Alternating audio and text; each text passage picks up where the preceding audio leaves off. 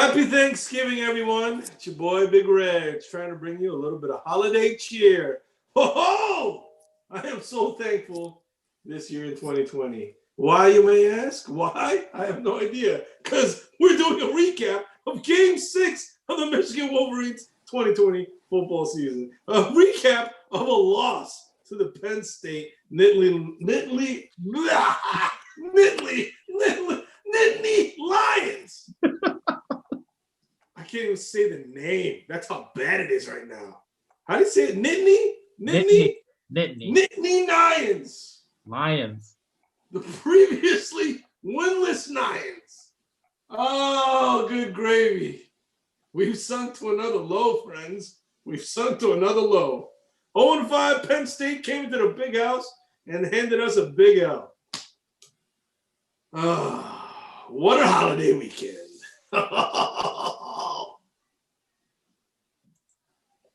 Joining me for this recap of this latest round of misery, first, the ever-changing, ever-morphing JB. Yo, INKJB now stands for I now know what this team is all about. And let's just say, you can notice in the back, my flag is hanging upside down. We're in a state of distress. But hey, it's Thanksgiving. Everyone wear your masks. Keep it going. Let's beat this virus. There you go. If you were a Boy Scout, you definitely know what an upside down flag means. What's the Morse code for SOS?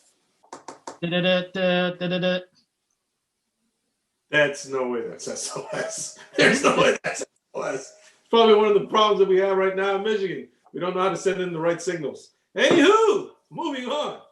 Joining us for this recap, the one, the only, the harbinger of Harbaugh's demise, Mr. Squarehead. Hey Reggie, it's good to be back with you. After the last video, my family was really down on me, said that I was yelling too much, and just I felt really bad. So I'm gonna try and keep it even keel and get my message out there. Hope that you guys hear it loud and clear, even though I'm not yelling. Please. Thank you. Oh, believe me, after countless weeks of you saying the same thing, we've gotten your message loud and clear. Believe me, you can tell the kids not to worry. Next, joining us from taking a break from working on his golf game, the one, the only, nameless guest. Oh, wow. Calling me out on that, but no shame in that whatsoever. I appreciate you, producer. You now know, but come on, we've all been knowing. I've been knowing. It's been over, and let's commiserate, brothers. Wow, nameless guest. Truly, we need to change your name to Flip Flop Man, because after the end of the last video, you were back in to the keep Harbaugh corner, and now you're flip-flopping over to the we've always known. Holy smokes. Well, I did book my tea time in advance, and I knew full well that I'd be better off playing the game than watching on Gamecast. Wow. The flip-flop shit don't stop. Holy smokes. And finally, joining us from his command center in an undisclosed location, the one, the only, JC from Tony Side. Hope everyone had a wonderful Thanksgiving weekend. I'm especially thankful for a couple of things. One, only 2 games left of watching this porous Michigan defense. I'm thankful that I only have 2 games left. The other thing I'm thankful for, and I can't believe I'm saying this, is I'm thankful for Mr. Squarehead's perspective. I am a little thankful for that. I'm so thankful that I have a gift wrap, holiday gifts for each of your 18 children. It's coming your way. So, happy holidays, Mr. Squarehead. Gosh, you're gonna have to send those gifts now, given the state of the Postal Service. Shout out to Andruski Kimski's mom, retired postal worker. Did not know that. Did not know that. Oh yeah. Well, gentlemen, where shall we start with this debacle known as the loss to Penn State University? I'm not going to call them anything else because I can't pronounce it anything else right now because I am too drunk. I am too drunk. Oh boy, oh boy. Well, you know what? Let me just set the stage for you guys, okay? Because I know some of you didn't watch the game, but I did. I spent the holidays, my family. We had a wonderful turkey dinner. My brother-in-law smoked a turkey. You know, it's a slow smoke, real, apple cider chips and all that kind of stuff. Slow cooked it, so it came out super juicy, super moist, but full of flavor. I mean, this bird was perfect. So the Thanksgiving weekend started off perfectly. I'm talking about perfection, baby. Oh, the green bean casseroles with the onion crunches on the top was beautiful. Cranberry sauce, homemade biscuits, the gravy made from scratch. Everything was gorgeous.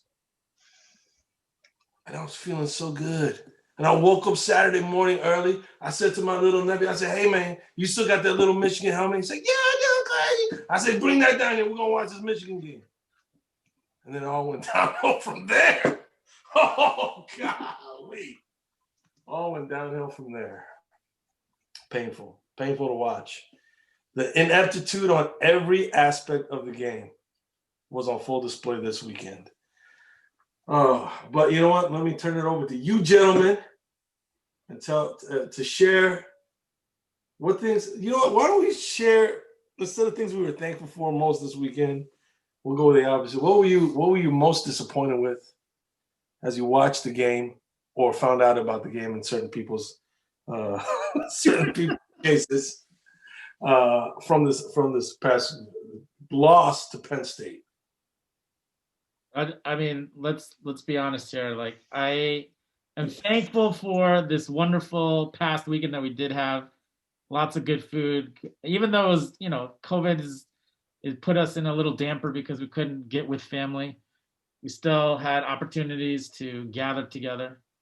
On Saturday, I had a great opportunity with a beautiful day to actually go down to Michigan Stadium. Let me show you a little picture here. A little picture of Michigan Stadium. Oh, yeah. All right.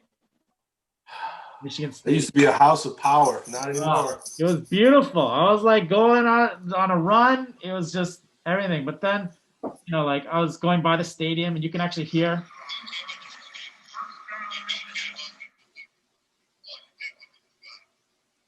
Oh, it was beautiful out there. And I was expecting to hear touchdowns upon touchdowns upon touchdowns. And then I showed up for that first Penn State series where they scored. Then I left, walking away, still hearing the stadium in the background. And then all of a sudden we had a fumble recovery for a touchdown. And I was excited beyond repair. I was just walking back. I was like, oh my gosh, this is the turnaround that we need. And I was refreshing ESPN on my phone. Nope. Turned that back around. Runner was down. And all of a sudden, Penn State now is up 10-0. And it just didn't stop. We're in a state of distress right now. State of distress. Whew. Penn State had never scored on an opening drive this season against Indiana, Ohio State, Maryland, Nebraska, Iowa. But of course, they still had to play the Michigan football team. And lo and behold, they scored a touchdown, their first possession. Penn State had never prevented an opponent from scoring their first possession against Indiana, Ohio State, Maryland, Nebraska, and Iowa. But they still had to play the Michigan football team. And lo and behold, they stopped Michigan from scoring their first possession. What a great achievement all around. All around. I'm so thankful. Easy, Mr. Squarehead. Remember, promise you made to your children. I saw the volume, the decibel level rising up just a little bit there. A little bit. Come on now. Nice checkpoint there. Simmer it back down. Oh man, oh man. But you know what? Facts is facts, and those are two hard-hitting facts right there about the futility of the Michigan Wolverines this past Saturday. I'm thankful. This is going to sound really weird, but I'm actually thankful that two fourth-string running backs ran like they were Heisman Trophy candidates on us. You know why? You know why? Why? Because I think after the Wisconsin game, we knew that Don Brown needed to go. Rutgers scored they passed for 400 yards. I didn't want to give any kind of false hope. I didn't want to shut down Penn State and shut them out or hold them to a field goal for the entire game and mask the major issues that we have on defense. So 130 plus yards for one of the true freshman running back, the fourth string, right? I'm thankful that our defense got shredded yet again because it just accentuates the fact that Don Brown and the entire defensive coaching staff needs to go. Yowzers. You know what though? Here's one thing that has been consistent though. This coaching staff, from what JC from Sunnyside has said after almost every game this season, this coaching staff is capable of coaching a Heisman contender. As long as that Heisman contender is playing for the other team. JC from Sunnyside was like, what was it? The Rocco kid? What was his name? From Michigan State? Huh? That dude had like how many touchdowns? 3 touchdowns against us, 0 picks. And then what was it? Who was after that? The Indiana kid went crazy against us. That's another Heisman-worthy performance. And then the Rutgers kid went crazy against us with another Heisman-worthy performance. And then Trace McSorley's successor, what's his name? Clifford. John Clifford. Yeah, he had lost his starting job, had thrown 2 interceptions just the prior game before this one. But all of a sudden now comes into Michigan Stadium. Rumble, stumble, bumbles. To big gates. Oh, gosh. It looks like a Heisman Trophy contender. So hey, there was that one play where he was writhing in pain. His knee was done. He comes back and he rumbles 30 yards untouched into the end zone.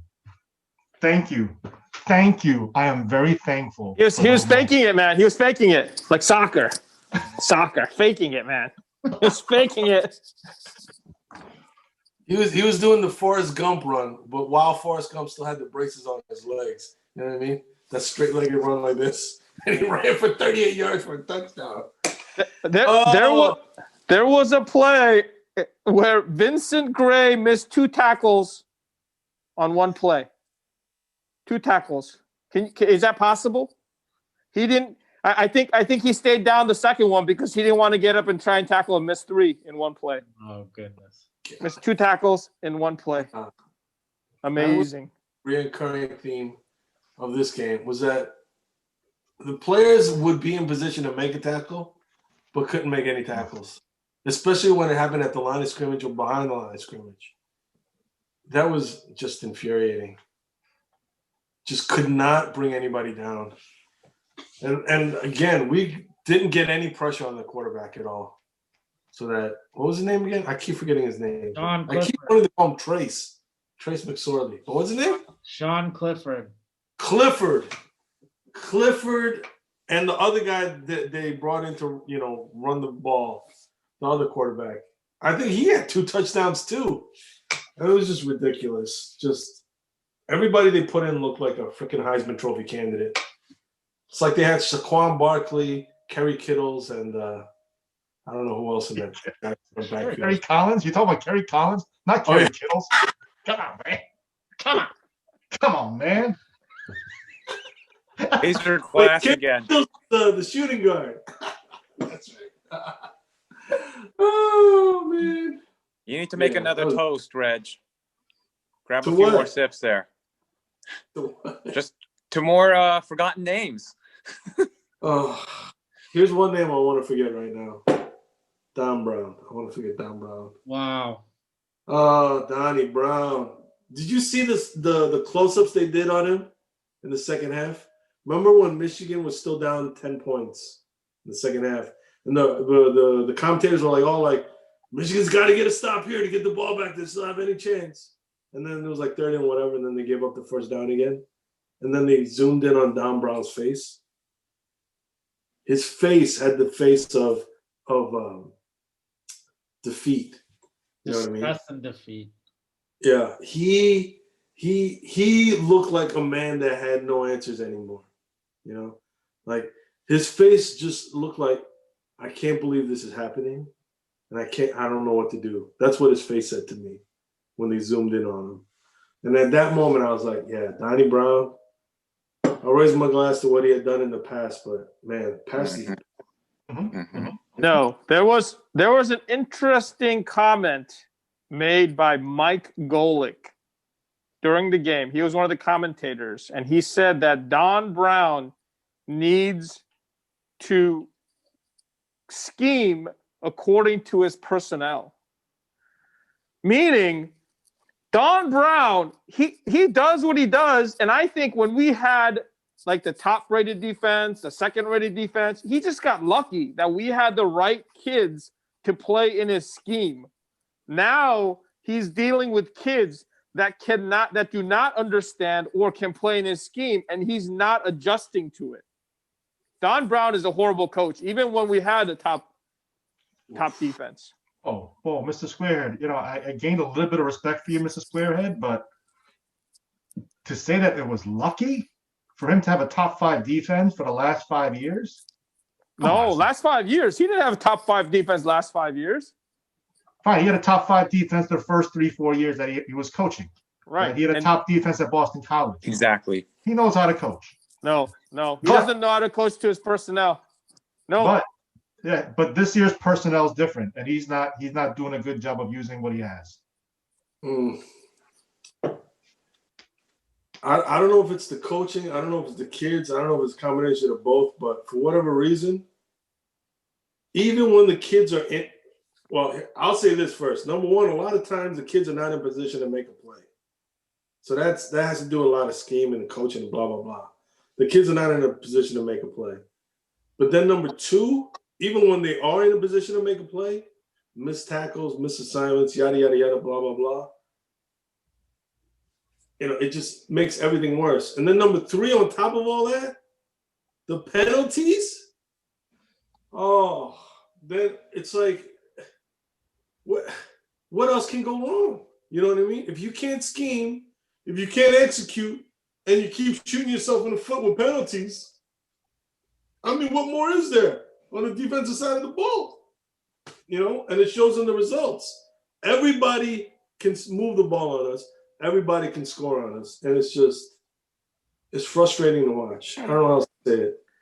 Offenses that look horrible against other people look great against us. And it's not because of luck. It's just, oh. I would have to say from my I've heard from a lot of viewers of our show. We have viewers? We have viewers. And one way or another, I've gotten feedback about it. Not particularly about the show, but particularly about the program, obviously. One, there's just onset enticing opportunities, obviously, to bash on our team. But in fact, there's a lot of people who are really, really, really loving that Harbaugh's messing this team up. And they want Harbaugh to stay. And they want Harbaugh to re-sign a contract because they just want to see this disaster show keep going. What? Why? Those are Michigan fans. Yeah. They're not Michigan fans. They're our opponents. That's of why course. they want Harbaugh to stay. Yeah. Two, there's a lot of Michigan fans that are out there that are really just not understanding how this program became this distressful that we have to actually send up a flag and say, hey, enough is enough. Brian Greasy, Rose Bowl quarterback for a 1997 national championship team, tweets out, "Enough is enough. Enough is enough." Yeah, but you know what? Brian Greasy's not an all-time great. Let's not get crazy. I mean, Brian Greasy won. He didn't win the national championship. Okay, the guys on the defensive end won the national championship. Okay, come on. That was Chad Woodson and company. Let's not give Brian Greasy too much credit there. Come on, that's a little too much. Brian Greasy, a national commentator for football. Enough is enough. Enough is enough. Chaz Woodson, your own Chaz Woodson, just keeps shaking his head because you have to stand next to Urban Meyer, just Urban Meyer dissecting our team, and Chaz Woodson just has nothing to say anymore. He has nothing to say anymore for it. My boy Chaz Woodson. I don't know. So if we're gonna move on to like this to talk about what's next. Wait. Before we do that, we haven't talked about the other side of the ball. The offense. So far, we talked all that stuff about the defense. We haven't even touched the offense yet, which is horrible. It was horrible. I'll open it up to you, gentlemen. What were your impressions of the offense this weekend? Were there any positives? And if not, what were the things that were most distressing to you? I just have to say, Reggie, last week, I told you when Cade came in and threw 4 touchdowns, rushed for another one against Rutgers in that triple overtime game. I told you, don't be fooled. It was Rutgers. I told you, doesn't mean anything. There was nothing we can gain from that game. And lo and behold, his true colors came out in this game. Didn't even throw for 100 yards. Whoa. Was Cade bad? Hold on for a second there. The kid had what turned out to be a torn rotator cuff, and he tried to play through it.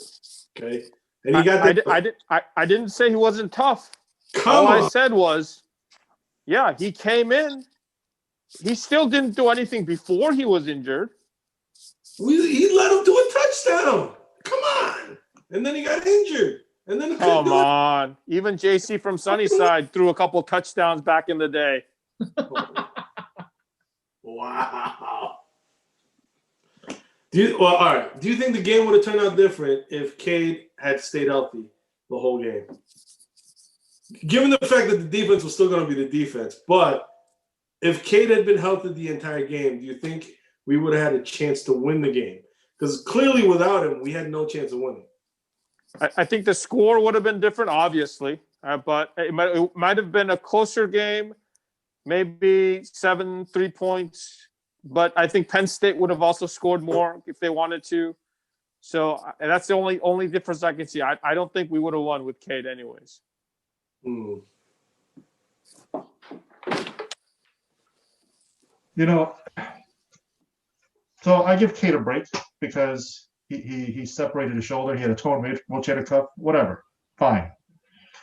But our play calling, I don't know what the heck is going on. There was one drive, we're driving, and all of a sudden we get into Wildcat again. Like, when has that even worked? Hassan Haskins, he was getting chunk yards, 8, 10, 20-yard bursts. And on 3rd and short or 4th and short, we run a quarterback sneak, and we don't get it. We run a Wildcat. Why? We were gashing them all game. I think it's one thing I would never want to see again from Michigan is that stupid Wildcat formation. That thing has not worked all season, not even once. It's like a useless play. I can't stand it. But and here's one yardage situations.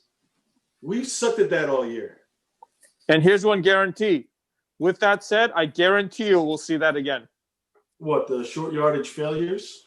The Wildcat. I guarantee you this coaching staff will call the Wildcat again in the last 2 remaining games. Guaranteed. All right. And did you see Joe Milton when he had that, the first play, he ran a bootleg and he was trying to get extra yards. The way he was fighting, yeah. Like, what? What kind of player development is this? Oh, my God. Man, you're making it sound like he was a tauntaun dying on Hoth. Come on. He ran hard. But I'm not going to lie. The short yardage failures, to me, are maddening. The fact that Michigan football can't gain a first down on 3rd and 1s, 4th and, less than a yard. Whatever play is called, with just the fact that we cannot gain 18 inches is insane to me. What do you attribute that to? This was so disappointing. Huh? What do you attribute? That's not play calling, because we've seen time and time again, just the interior runs, basic blocking, tackling, trying to get push. Nothing. Over and over and over again. They can't keep running it. For the Penn State game, absolutely play calling. Hassan Haskins, every time, 3rd and short, 4th and short, he converted. He did. Okay, because I didn't see. But for some reason, we're going wildcat on the 3rd and short. We're going quarterback sneak on 4th and 1 and not give it to Haskins. Why? Yeah. Why? All those things could be erased if the offensive line got pushed. Yeah. You know what I mean? It all comes down to when you're an offensive lineman and you can't have your team convert on multiple attempts on a 1-yard conversion, that's embarrassing for you as an offensive lineman. As an offensive line, as a unit, that should be embarrassing to you. But we've seen this too many times this season. So that's, for me, one of the biggest disappointments, that in game six, we still can't do that. So that to me is just like What I'm also thankful for, I'm thankful for the moniker of Speed in Space. The moniker of Speed in Space that's been thrown at us for the past couple of years with this Josh Gaddis offensive system. I still have yet to see anything that resembles the ball getting to playmakers' hands and for them to get the yardage of what we need to do. It's disturbing how we have all these speedy wide receivers and we don't use them in the right ways. And I'm thankful that it just turns into just talk and not action. Yeah, that whole Speed in Space thing is just I've never seen like a propaganda thing turn to be such empty promises before. I just want to note that I did say that Speed in Space was a joke. And the only way that we would see Speed in Space is if we shot that DVD of that movie Speed into space. And I know you all remember that. So I just want to make a note. Thank you. Thank you for that reminder, Mr. Square. But I will say from the viewers, there's gaining traction for interest into Mr. Squarehead's predictions. And outside of just football, they want to know Mr. Squarehead's predictions on a lot of things. We should get his prediction for Bitcoin prices at the end of the show tonight. So I'm thinking about getting the cryptocurrencies. There is a cult following of Mr. Squarehead right now amongst Michigan followers and also non-Michigan followers. They love Mr. Squarehead right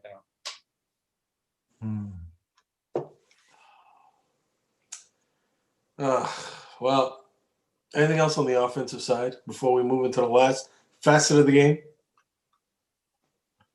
And then we'll roll into the third disappointment of the week. The special teams.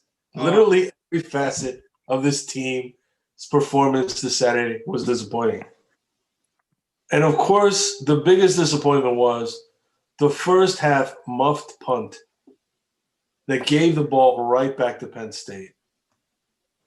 I mean, it's these kind of plays that are so discouraging so disappointing, and it literally kills whatever momentum and I don't know what to say, like frail hope that we had. You know what I mean? Especially when it's on something like a punt, a muffed punt, because like the defense finally did the job of getting PSU off the field, and then we give it right back to them, an even better field position on a short field to punch in another touchdown. I mean, it's just a soul crusher, literally a soul crusher. It was like, Both muff punts though were freshmen. AJ Henning, Blake Corum. no. The first one was Mike Sanistril. Oh, Sanistril, that's right. No, never mind. Sanistril. And he dropped the first down catch. And he dropped another catch right after that. Sanistril. Why isn't like Ronnie Bell? Ronnie Bell there. I'd like to say that the way we can improve our special teams is if we go to the women's soccer team and get their goalie to come in and be a place kicker for us, just like the Vanderbilt. They took, I think it's Sarah Fuller. I think that's a way to improve our special teams, and we can see some upside there if we just dump it all and go to the women's soccer team and get a kicker from there. Do a little yeah, recruiting. but she's not gonna handle, bro. We're talking about handling punts. Soccer. Come on. But Harbaugh can't have a sleepover there with her. That would be scandalous. Wow. That wouldn't work. That's the only show he's got left. They'll figure something out. That's the only recruiting move we got left is to sleep over a recruit's house. And Giles Jackson was sorely missed, obviously. I mean, even in the wide receiver, like if we were tailing off wide receivers, being able to come up with clutch catches, and then obviously our punt return. Giles Jackson, man. Wide receivers have no opportunity to catch the ball. No one's throwing them the ball, dude. Our quarterbacks just suck. I think you're getting a little loud there, Mr. Scorehead. Oh, I'm sorry. Our quarterbacks are just horrible. When Joe Milton came in, come on. What were you guys thinking when Joe Milton came in? And I think his like first 7 plays, they didn't even let him throw the ball. Nope. Did you see on the side when Joe Milton on the sideline, he was fist pumping the offensive lineman? There was one guy who was drinking. He didn't even see him. He like drooled all over himself. He wasn't even watching him fist pumping. And do you notice when Joe Milton goes in and then he does a 3-and-out punt and he comes back to the sideline, he just takes off his helmet and he's like, oh, I guess that didn't work, and he just puts it off and sits down. But that's how oblivious he is. That's There's how like no fire in that. A guy is drinking a Gatorade. He's gonna give him a fist pump right on the Gatorade, so he like spills all over his mouth. What a moron!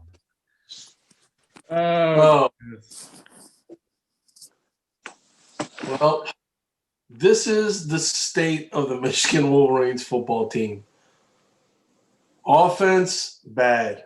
Defense, bad. Special teams, bad. We're in a state of distress. Where do we see it going forward now? So is the outlook bad? Is the future bad? Is it over? Oof. So I think it has to be over. I am with Mr. Squarehead. Right? Wow. Hashtag fire Harbaugh. Wow. And if I look back a little bit, you know, those sleepovers, the sign-in show, you know, the signing show, whatever, the National Signing Day, he had a show, the spectacles, the rap that he did, who's got it better than us? Who's got all of those things, right? For what? This was a 35-year anniversary of Rocky IV. Remember Rocky IV? Remember Apollo Creed? In America. He was dancing. He was so excited. The spectacle, pointing at the Russian. And then next thing you know, he's on the campus with his ass just twitching. just twitching, right? And that's what we become. We become Apollo Creed Oh my god. spectacle to on the canvas, face first, face planted on the canvas. Just our ass is twitching right now. Okay, helpless. That's where. Yowzers, yowzers.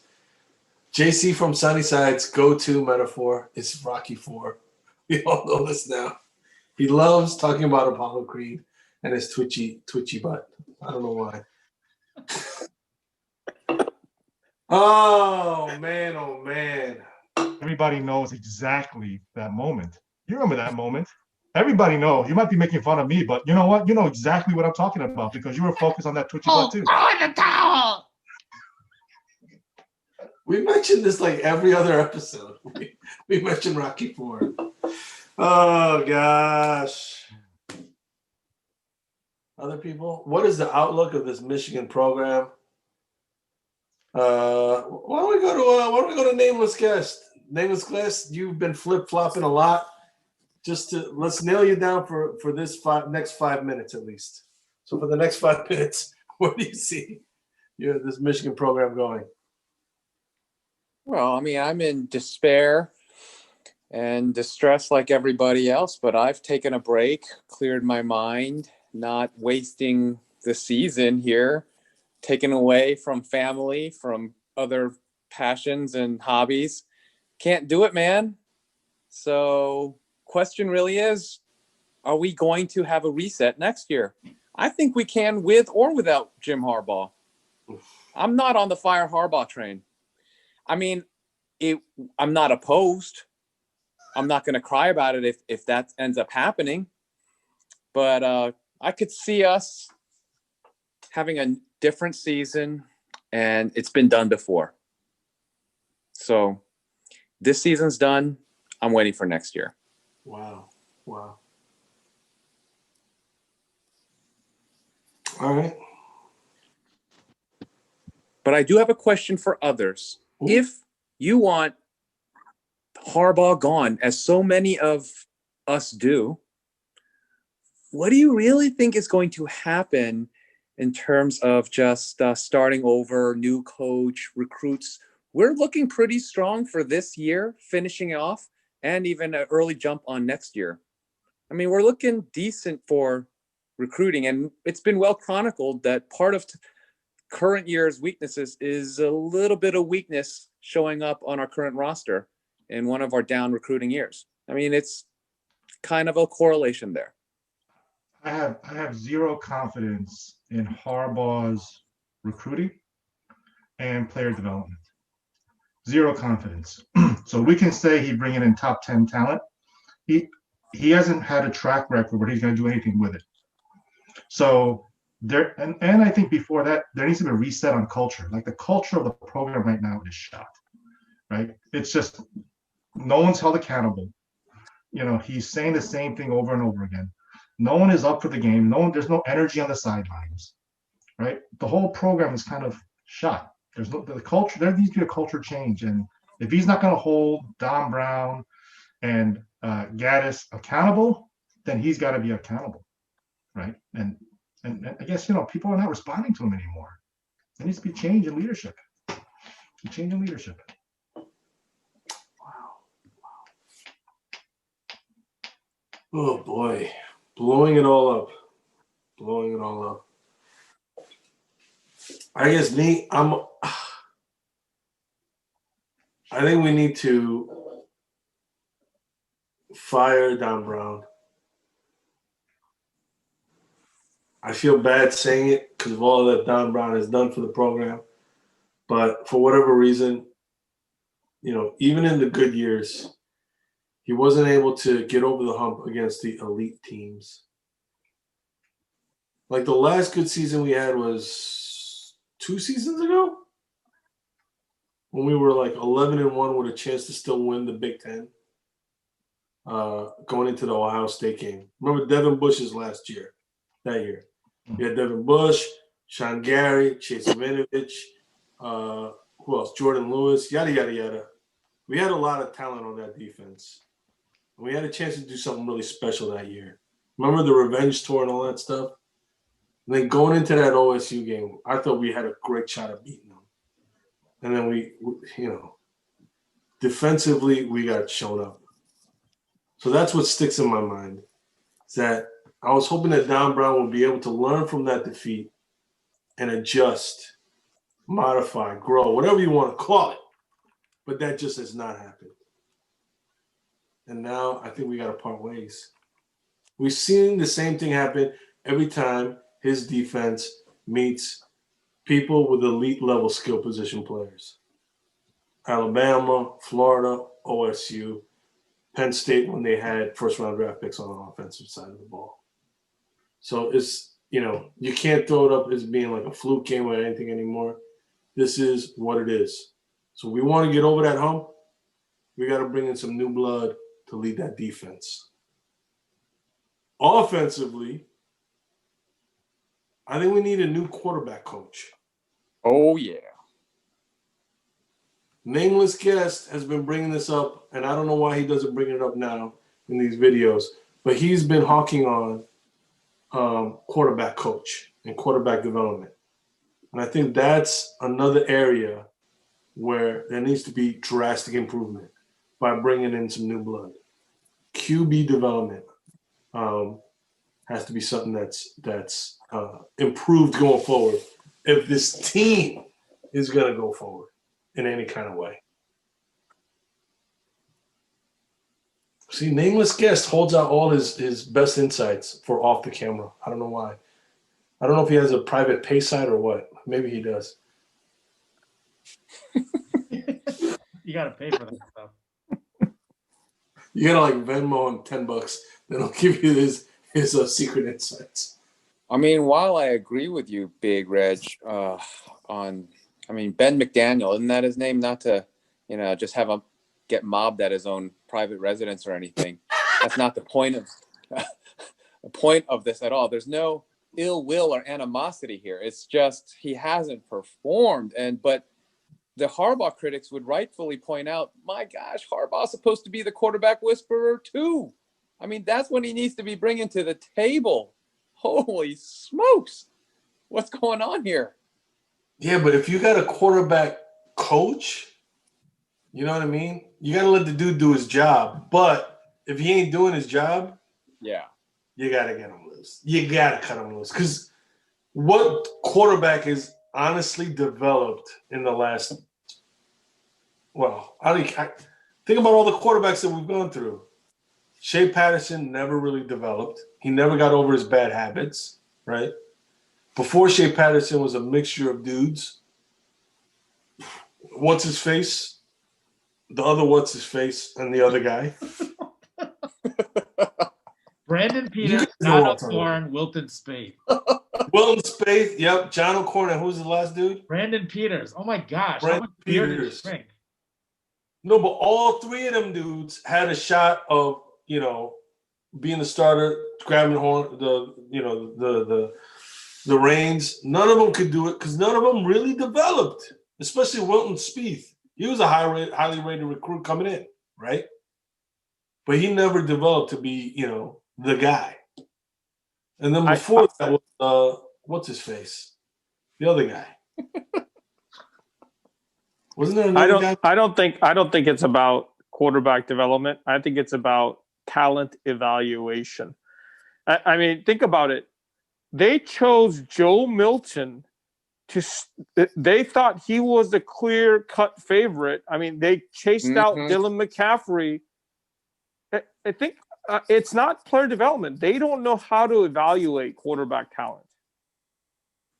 I don't think he knows how to evaluate talent. Like, he invested a night at Scott Nordin's house. But he thought Quinn Nordin. He thought so highly of him that he slept over his house to bring him to Michigan. And what is he doing for us? What is he doing for us? Yeah, but Quinn Nordin was a highly rated recruit. Wilton Spieth was a highly rated recruit. Who else was a highly rated? Joe Milton was a highly rated. So was Cade. Cade McNamara was high. All these guys are highly rated recruit, meaning 4 stars or higher at their given positions. So my thing is, if you're coming in as a 4-star, you're not bringing in some kind of chump, you know. But really, you got to develop these dudes, and we can say, all right, the evaluation, you know, et cetera, et cetera. But at the end of the day, is, you know, if you're not evaluating them right, you're not going to be developing them right either. You know what I'm saying? So I guess what I'm saying is it's all part of the same problem in my eyes. You know, whether we're not evaluating the dudes right, we're not developing the dudes right, et cetera, et cetera, et cetera.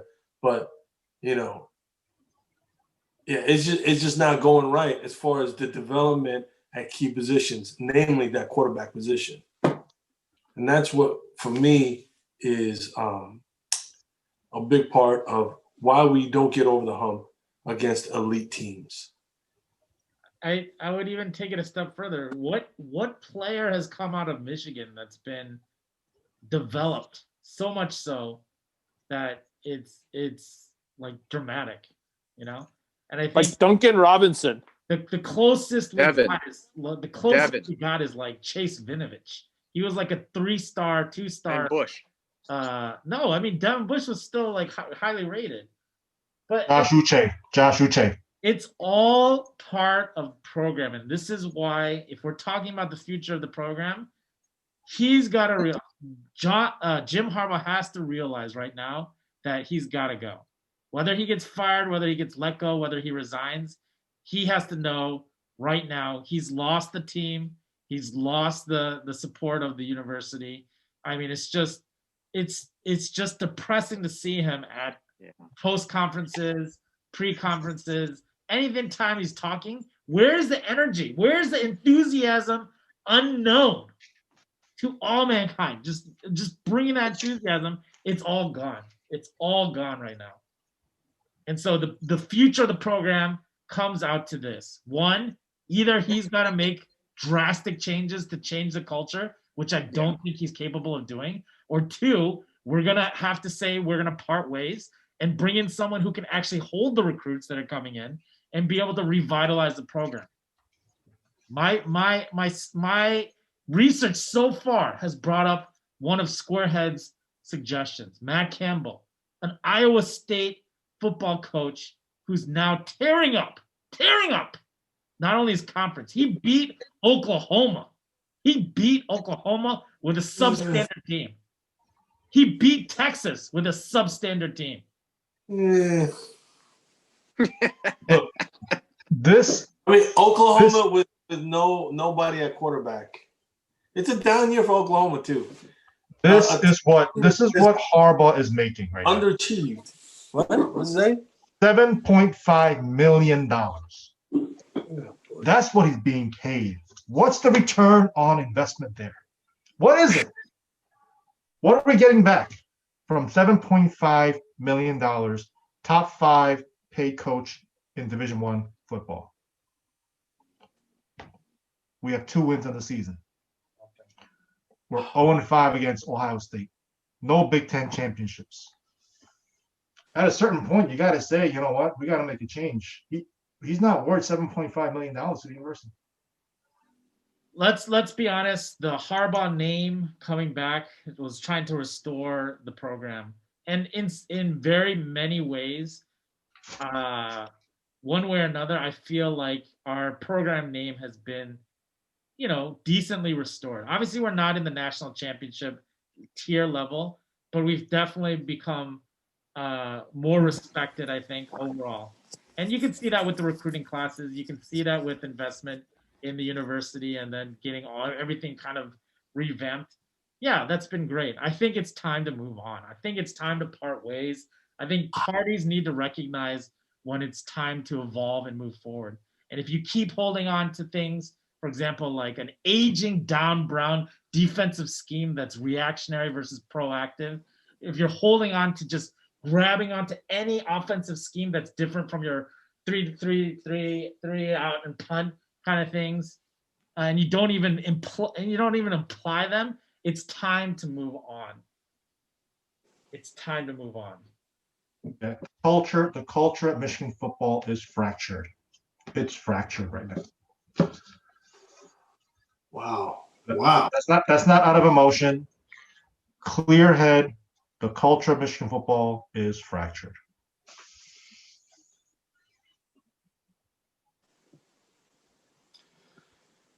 Oh, how far we've come since the days when Mr. Squarehead used to be the sole voice of reason and the lone contrarian on this panel. But yet now we sit here and Big Reg struggles mightily to make a case Quiet for over the there. Michigan Wolverines. Wow, how far we have come. I think we are now a soccer school.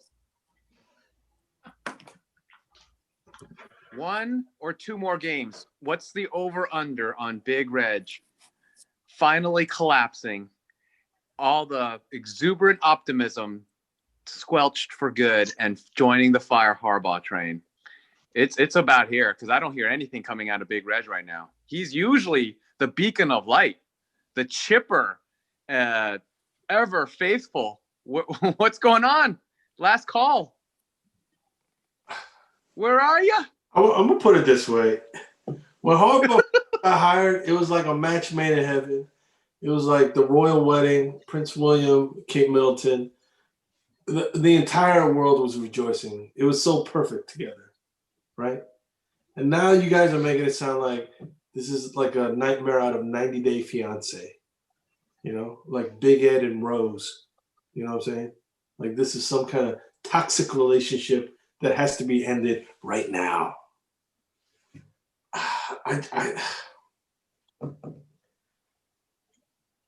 Like I said, I don't think there are certain things that are not working that need to be resolved. You know, not to repeat myself, but one being the defense. Don Brown, I think his time has come. We got to move on from Don Brown. And then number 2, the quarterback coach. I think we got to move on from him.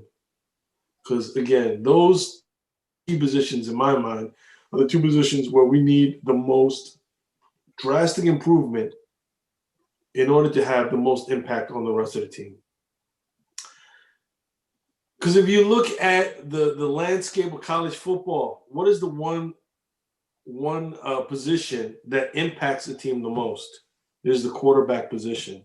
And if we're not developing quarterbacks in this day and age, then we're not going to be a winning team. Look at what happened to LSU after they lost Joe Burrow. They're like, I don't even know how many games under 500 right now. They suck. You know what I'm saying? Look at Oklahoma. When they have a stud under center at quarterback, then they're a national championship contender. When they don't, they're an also-ran. So the quarterback position, no matter who the coach is, no matter what the scheme is, blah, blah, blah, yada, yada, yada, if you're not developing a superstar at quarterback, you're going to have a hard time winning in today's college football game. So for us, we need to start developing the quarterback position better. And I think that starts with getting in a real quarterback coach. I don't know what this dude does right now. The fact that we don't even know the dude's name says a lot to me. What's the dude's name again? Ben McDaniel. It's Josh Ben McDaniel's McDaniel. brother. You mean the dude from the Patriots? That's his What was brother. his resume before? Is he a quarterback whisperer? He doesn't look like it. He used to be a quarterback, and then he turned into a quarterback coach. I mean, you got to turn around some more because he ain't coaching much right now. You know what I mean? Because the results are not there. So for me, before I start throwing out the baby with the bathwater, I want to start there first. We need a new DC, and we need a new quarterback coach, and then we go from there.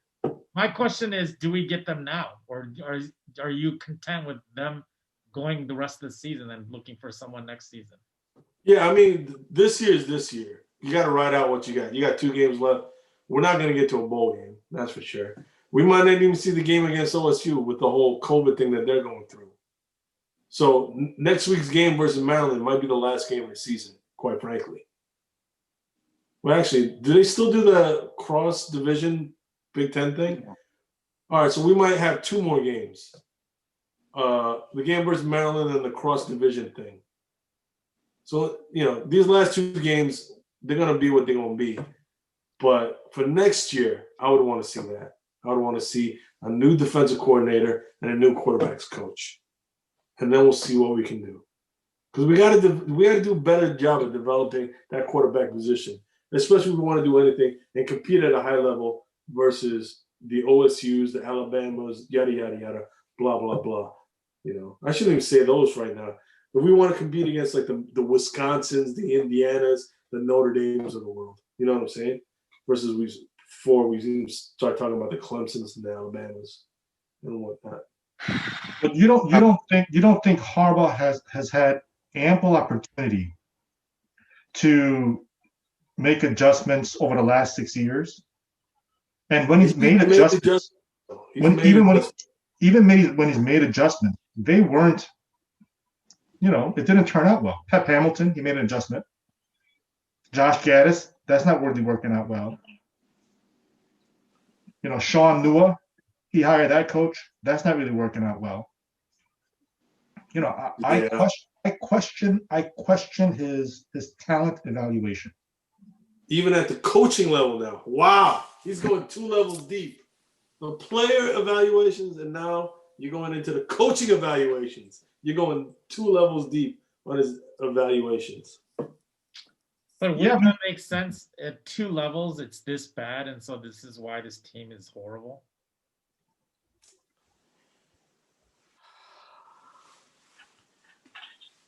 You're telling me like an elite program has their starter go down, and then their backup is that bad? Yeah, look at Clemson.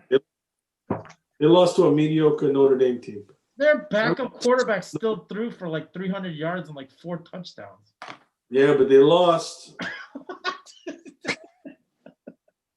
They lost. Our backup quarterback can't even throw the ball. They won't even let him throw the ball. So? We still got the same result in the end. They hung an L. We got hung with an L. God. Anywho. Oh yeah. So yeah, I'm not for getting rid of Harbaugh just yet. I want to see changes at those 2 key positions, and then we see what happens there. Well, I commend you, Big Reg, for sticking to your guns. You are not yet worthy to join the flip-flop committee here over with me. So,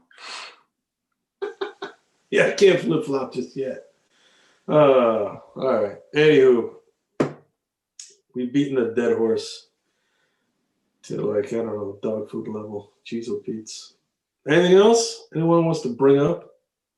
Michigan basketball is starting off 2-0 right now. Basketball season is here. Let's give those Michigan kids their support. Barely beat Oakland in overtime. Oakland, who played 4 games in 5 days, but we'll save that for another time. one thing for another time on the parking lot, just as a debrief or a recap on the season, perhaps just a shorty, if you will. How did this happen, really? Like, not now, can't unpack it. We're done here. I'm going to bed. But what the heck happened? This was a freight train that I don't think anybody saw coming. Everything I said came true. I'm still boggled the mind. Nameless guest, go back and look at the videos. Everything I said came true. That's what happened. Thank you. Ay. Good night. I'm out. All right. Well, we're going to call it a wrap here. There's nothing else. Wow, he literally wow. dropped out right now. You were kidding. He's like, I'm out of here. Oh, yeah. Anywho. The next game is the last home game of the year versus Maryland.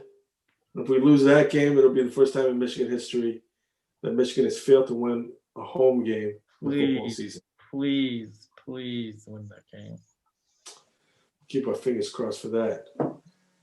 But if not, I ran out of beer, so I'm going to raise this. We raise our drinks, and we pray for the best. We say go blue. Go blue. Go blue. Go Blue!